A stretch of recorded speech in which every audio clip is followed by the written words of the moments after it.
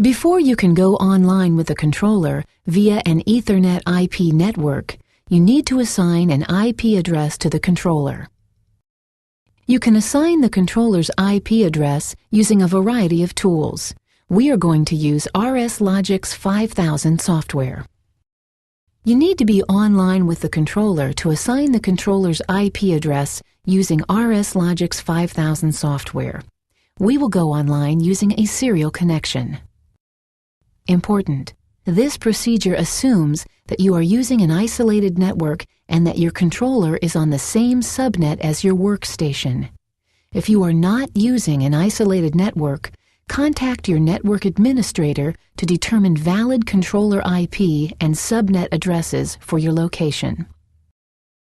To assign an IP address to a controller, create a new project by performing the following actions. From the File menu, choose New. From the Type drop-down list, choose the type of controller you are using. Choose the revision of the software. Type a name for the project. Click OK. Download the project and go online by performing the following actions. From the Communications menu, choose Who Active. Select the controller. Click Download. In the Download Confirmation dialog box, click Download. The project is downloaded and online with the controller. In the Controller Organizer, right-click the controller's Ethernet port local and then choose Properties.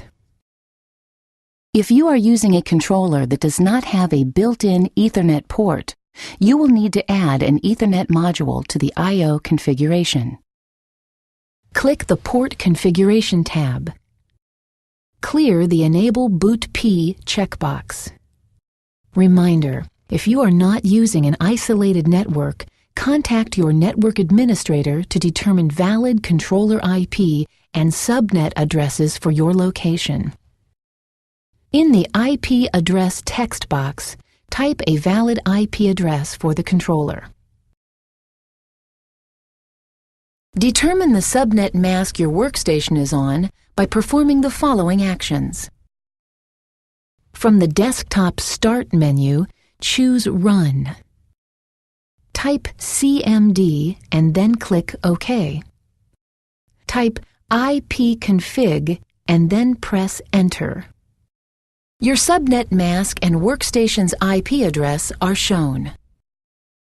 Record your subnet mask. Close the command window by clicking the Close button in the upper right corner of the window or typing Exit and then pressing Enter. In the Subnet Mask text box, type your subnet mask. Record the controller IP address and subnet mask for future reference. Click the Set button. In the Confirmation dialog box that opens, click OK. In the Properties dialog box, click OK. Go offline by choosing Go Offline from the Communications menu. The new IP address has been assigned to the controller. Now you are ready to configure an Ethernet IP driver on your workstation so you can communicate over an Ethernet IP network to the controller.